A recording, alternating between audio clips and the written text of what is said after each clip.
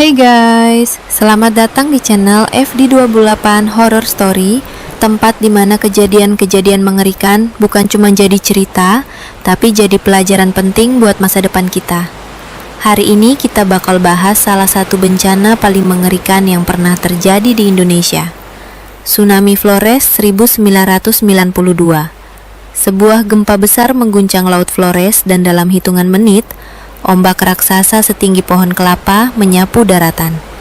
Tapi, apa sebenarnya yang terjadi di balik tragedi ini? Kenapa bencana ini begitu mematikan?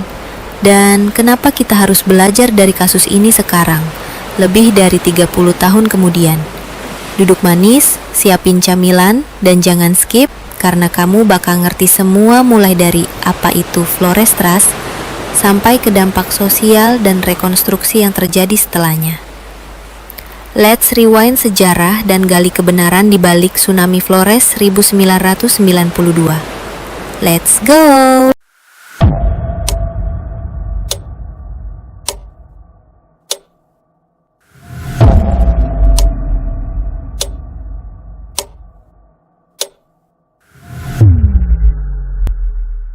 Gue masih kecil waktu itu.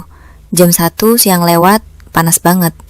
Orang-orang di Maumere lagi istirahat siang, ada yang ngadem di bawah pohon, ada yang nyiapin makan, ada juga yang baru pulang gereja. Suasananya damai, tenang, tapi semua berubah dalam hitungan detik. Tiba-tiba, tanah bergetar 13.29 Wita. Tanpa aba-aba, tanpa tanda-tanda, gue lagi nyender di dinding, tiba-tiba kerak. Tanah goyang. Kairo lagi naik roller coaster, tapi bukan angin dufan. Ini bukan wahana, ini kenyataan. Gue kelempar, lemari jatuh, genteng berjatuhan kayak hujan batu dari langit. Gempa berkekuatan 7,7 skala Richter mengguncang daratan Flores dengan pusat di dasar laut, sekitar 35 km kedalaman, 70 km di utara Maumere. Tapi lo tahu yang paling ngeri? Percepatan tanahnya nyaris 1,1 game. Itu artinya tanah di bawah kaki lo bisa ngedorong lo ke udara. Dalam waktu kurang dari 2 menit, hampir seluruh bangunan di kota Maumere ambruk. Rumah-rumah semi permanen lenyap. Sekolah, gereja, toko kelontong hancur. Rumah sakit rusak. Listrik padam, komunikasi terputus. Lo dengar suara orang jerit-jerit, teriak nyari anak, nyari ibu. Suara tembok rubuh nyampur sama suara tangisan. Kota berubah jadi zona perang. Yang bikin tragedi ini makin mengerikan, gempa itu bukan puncaknya. Itu hanya permulaan. Jadi gini, lo kira lo selamat karena berhasil lari keluar rumah. Lo kira bencana udah selesai. Salah bro. Yang datang berikutnya lebih cepat, lebih diam-diam, dan lebih mematikan. Tsunami. Tapi tunggu dulu. Kita balik sedikit. Kenapa ini bisa terjadi?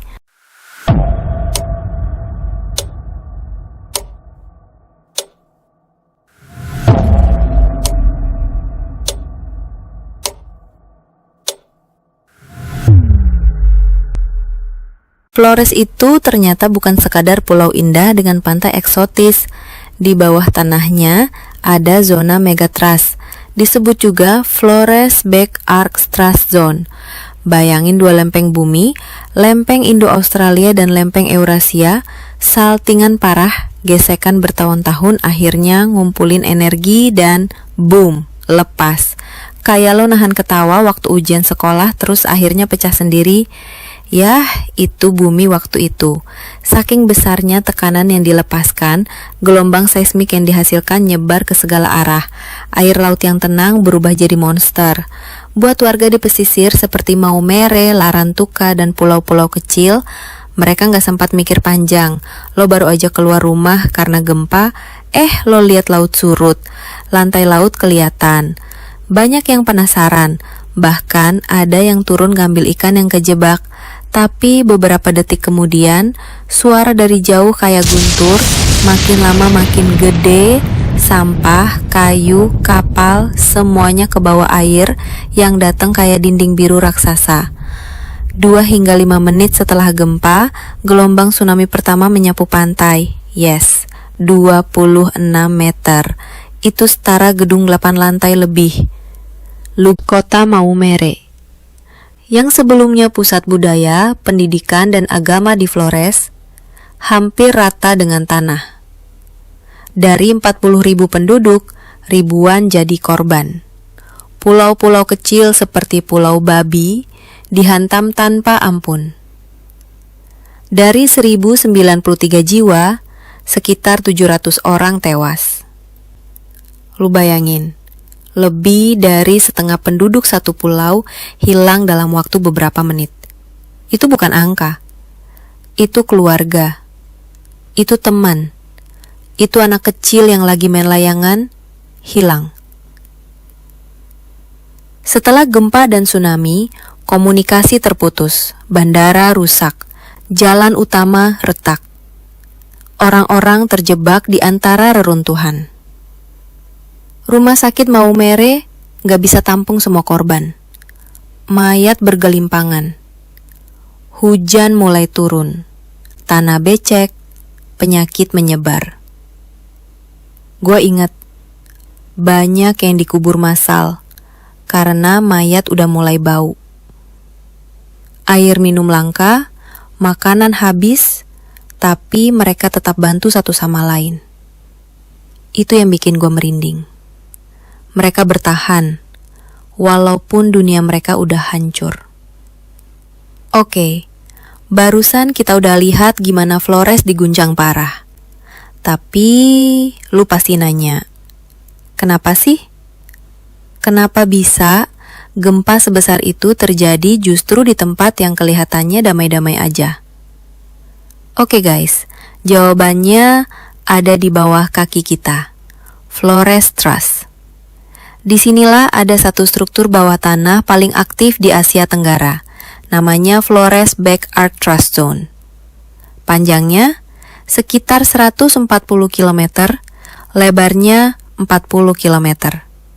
Gede banget.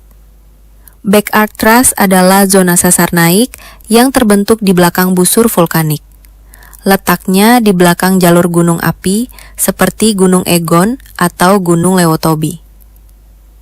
Mekanismenya, lempeng samudra terdorong ke bawah lempeng benua dan menyebabkan zona lipatan dan patahan. Sederhananya, lempeng Indo-Australia tuh ngedesek masuk ke bawah lempeng Sunda. Tapi, gesekan ini nggak kayak gosok kertas. Ini raksasa nahan raksasa, dan kalau slip, boom. Kenapa 1992? Kenapa bukan 1985 atau 2001? Gini, tekanan antar lempeng itu ngumpul selama puluhan tahun. Kayak lo narik ketapel, makin ditarik, makin sakit kalau lepas. Studi geologi nunjukin bahwa sejak tahun 1960-an, zona sesar Flores menyimpan energi secara konstan. Tapi karena nggak semua tekanan bisa langsung keluar, akhirnya jadi silent build up. Dan ketika pelepasan terjadi, terjadilah gempa megatrust. Dan jangan salah, setelah 1992, patahan ini masih aktif, masih bisa nge-trigger gempa baru kapan aja. Oke, kita masuk ke simulasi. Bayangin lo punya papan panjang yang ditekan dari dua sisi. Di tengah-tengahnya ada retakan. Ketika tekanan gak bisa ditahan lagi, retakan itu menjalar. Dan setiap pergerakan itu melepaskan gelombang energi ke segala arah. Gempa 1992 berasal dari pergerakan di dua segmen berbeda. Menurut ahli geofisika, dua patahan bergerak dalam waktu nyaris bersamaan. Maka dari itu, guncangan terasa sangat kuat di Maumere dan sekitarnya. Lo pernah dengar istilah getaran kepala air? Itu kayak getaran pertama sebelum banjir bandang datang. Tapi kali ini bukan air yang datang duluan, tapi tanah. Dan tanah itu bisa menelan lo hidup-hidup. Sabtu 12 Desember 1992 jam 13 tiba 29 Bistaptu. Kota Maumere lagi panas-panasnya. Angin kering dari laut bikin sore terasa ngantuk. Anak-anak main bola, ibu-ibu masak, bapak-bapak ngobrol sambil ngopi. Tapi tiba-tiba gempa dengan kekuatan 7,7 skala Richter mengguncang wilayah timur Flores. Ternyata ini bukan cuma satu patahan yang pecah, tapi dua segmen besar dari patahan Flores Trust pecah berurutan, nyaris dalam satu waktu. Lo bisa bilang ini bukan satu monster, tapi dua monster yang bangun bareng. Segmen barat dan segmen timur pecah serempak, memperbesar amplitudo getaran. Durasi gempa utama 9/90 detik. Itu lama banget kalau bumi lagi goyang. Tapi ada yang bikin makin ngeri adalah gempa utamanya belum selesai, udah nyusul lebih dari 100 gempa susulan, bahkan beberapa dengan kekuatan 5 ke atas. Gempa susulan terjadi selama berhari-hari. Puncak trauma. Setiap getaran bikin warga lari. Bahkan ada yang pingsan karena stres. Bayangin, lo gak bisa tidur, lo takut masuk rumah, dan tiap 15 menit lo ngerasa kayak tanah musik kaki lo lagi. Itu bukan mimpi, itu kenyataan. Jalan utama retak, jembatan roboh. Kemudian Bandara Franseda tidak bisa digunakan. Dan untuk komunikasi, mati total. Radio lokal jadi satu-satunya sumber informasi. Beberapa warga cuma sempat ambil dompet dan anak mereka. Sisanya hilang. Rumah, pakaian, dokumen, semua lenyap dalam debu dan serpihan beton. Lo pikir gempa udah selesai. Lo kira setelah rumah lo roboh, lo bisa tarik napas sebentar. Gak bisa bro, karena bencana ini datang berlapis. Beberapa menit setelah gempa, warga di sepanjang pesisir Maumere mulai lihat keanehan. Laut surut dengan cepat, kayak ada yang menyedot seluruh air ke arah utara. Pantai yang biasanya dangkal, sekarang kosong. Ikan tergeletak, kapal karam terbalik, anak-anak penasaran. Beberapa turun ke bibir pantai untuk mengambil ikan. Tapi lo tahu, itu bukan berkat. Itu sinyal dari alam kalau lo harus lari. 2-5 menit setelah gempa utama, gelombang pertama menerjang pantai-pantai Flores bagian utara. Tiba-tiba dari kejauhan ada suara, kayak guntur tapi makin keras. Pas lihat ke laut, itu bukan air biasa, itu tembok biru raksasa. Warga yang masih nyari keluarganya, warga yang lari ke jalan, semua panik karena air datang lebih cepat dari suara mereka sendiri.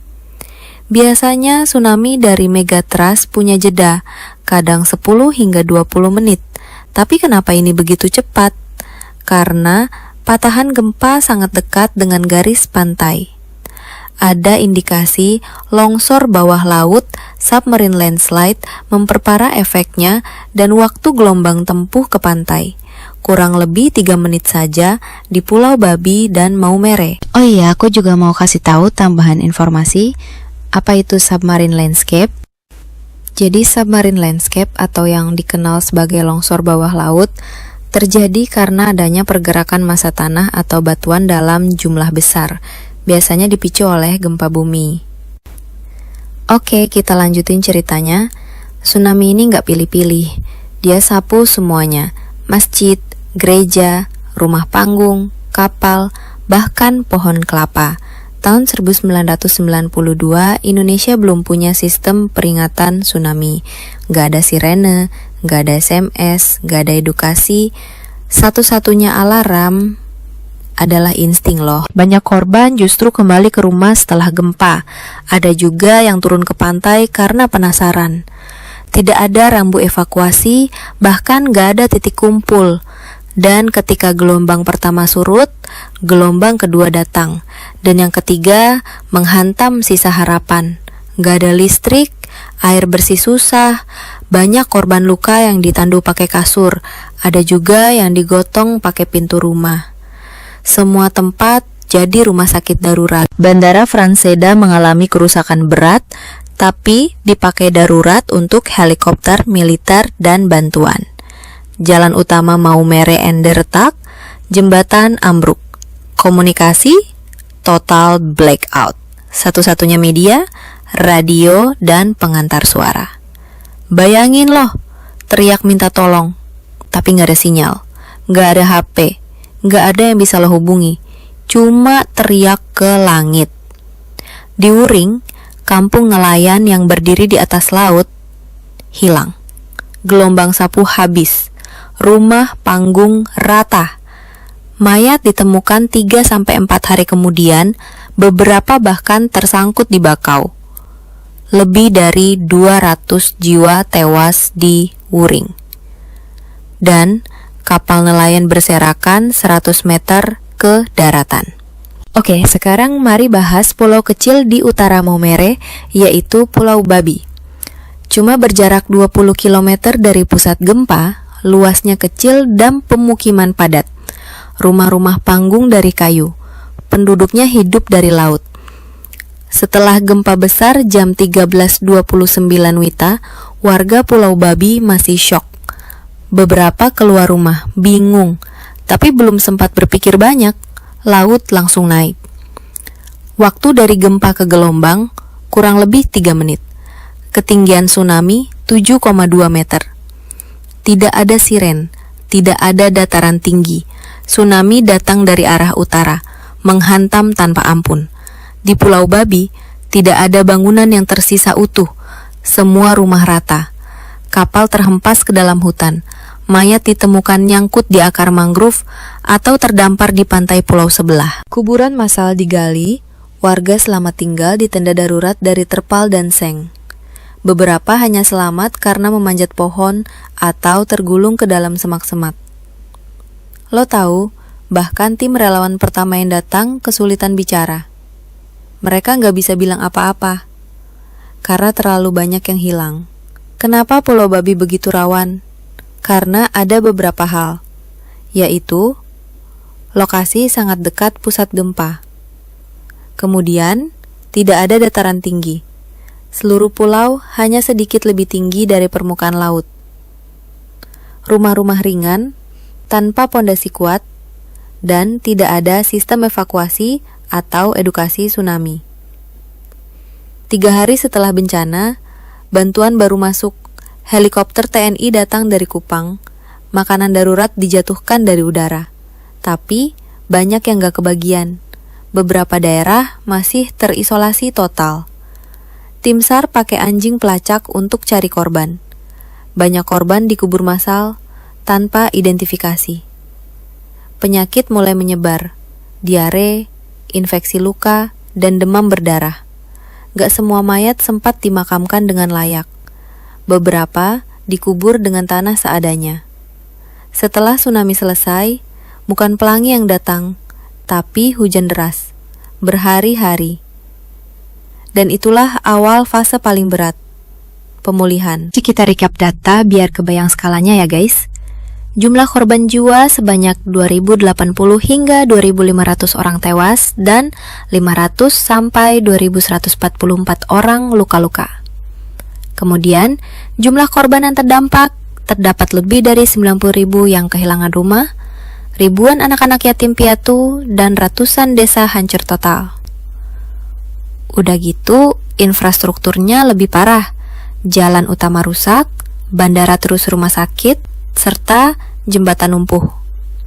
Bahkan sekolah-sekolah di sana semua roboh. Dan semua itu terjadi pas musim hujan mulai. Jadi, lo gak cuma ngungsi di tenda, tapi tenda yang becek, bocor, dan dingin tiap malam.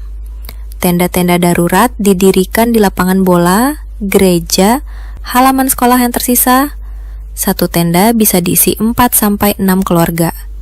Bayangin, 30 orang dalam satu ruangan plastik. Terus hal menyedihkannya lagi adalah sanitasinya. Nyaris nol alias hampir gak ada sama sekali. Air bersihnya sangat terbatas. Makanannya hanya nasi dan garam. Pemerintah Indonesia gerak cepat, tapi keterbatasan infrastruktur bikin semuanya berat. Sementara itu, bantuan dari luar negeri mulai berdatangan. Bantuan utama datang dari ADB, ASEAN Development Bank, untuk bantu pembangunan kembali infrastruktur. Australia mengirim tim medis dan logistik, tenda, makanan siap saji. JICA dari Jepang memberikan suplai alat berat dan sistem air bersih portable. Tapi yang bikin lo mewek bukan bantuan luar negeri, tapi kekuatan dari dalam. Tetangga saling bantu. Guru tetap ngajarin anak-anak walau cuma pakai papan tulis dari triplek bekas. Anak-anak main hujan dengan baju robek, tapi masih bisa ketawa. Banyak gereja dan masjid jadi tempat dapur umum, sekolah darurat, dan tempat berbagi cerita kehilangan. Tahun demi tahun, pemerintah bangun ulang Maumere dan Pulau Babi. Rumah semi permanen mulai dibangun. Sekolah-sekolah berdiri lagi. Tapi trauma itu nggak bisa direkonstruksi. Program relokasi untuk area pesisir rawan. Peta rawan bencana disusun ulang. Pendidikan kebencanaan mulai disisipkan ke sekolah. Lo mungkin udah nonton ratusan berita soal tsunami, tapi lo nggak akan ngerti sampai lo lihat sendiri jejak luka di tanah yang dulunya damai. Tapi jangan lupa, kesiapan bukan soal alat, tapi soal kesadaran. Karena waktu gempa datang lagi, dan itu pasti cuma satu hal yang bisa nyelamatin lo, ilmu dan respon cepat. Cerita tsunami Flores 1992 udah 30 tahun berlalu, tapi kisahnya tetap relevan. Bukan buat bikin kita takut, tapi buat bikin kita siaga. Karena bencana gak nunggu lo siap, tapi lo bisa siap sebelum bencana datang. Dan kalau suatu hari lo berdiri di tepi pantai Maumere, lihat ombak kecil datang, ingatlah, di balik ketenangan itu pernah ada teriakan. Dan di balik kehancuran, sekarang tumbuh harapan.